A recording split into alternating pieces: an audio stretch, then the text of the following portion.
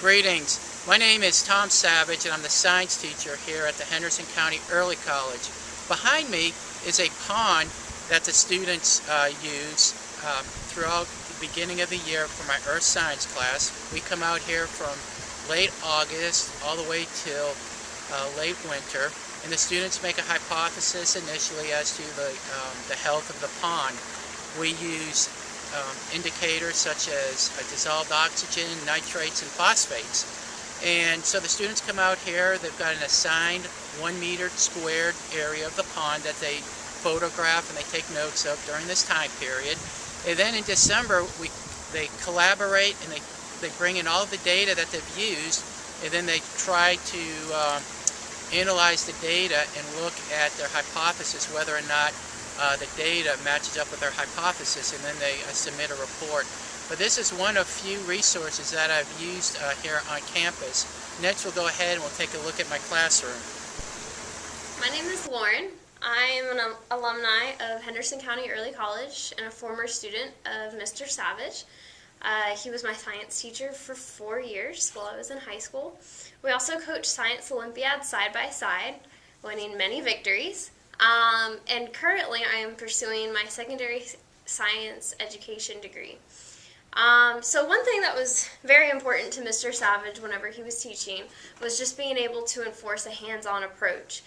He wasn't interested in textbooks being the main source of education, but rather hands-on experiments. And he was rather innovative with the resources that he had. This is one experiment that we might have done, which you would have taken a sterno can and place it under this net with the beaker, and this would be a great way to test an acid-base reaction. So you could compare acids and bases and then add different variables in order to neutralize the experiment. However, using a hot plate or another tool of that nature would be much more effective. It would make it easier to manipulate the variables, and it would provide a much more in-depth experience for students. In another example, we would use scales like these.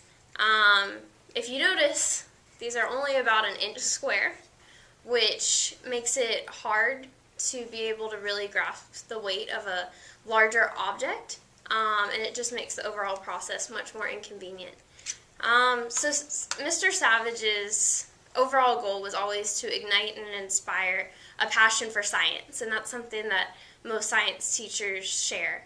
And in order to do that, a lot of times it comes down to resources. So having some extra resources around would really help drive that home and help develop the next generation of scientists, which is the overall goal. Hi, I'm Caitlin. I'm a junior here at the Henderson County Early College. I love science, and I actually, when I graduate, want to go into chemistry or meteorology. So this grant that Shell is offering is really important to me. I'm going to do a tour of the classroom here, Mr. Savage Science's classroom. Over here we have our only sink and also where we keep some of our supplies.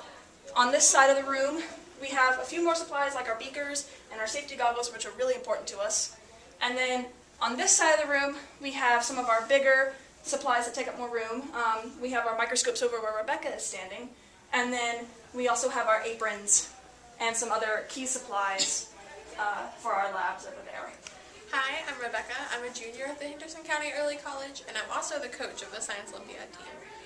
With our limited resources, we've been able to do a lot, but we would love to have the Shell Grant to be able to buy more things and do hands-on labs.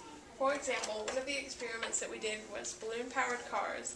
And with the Shell Grant, we would be able to buy better electronic scales so we could determine the accuracy and how far they'll go.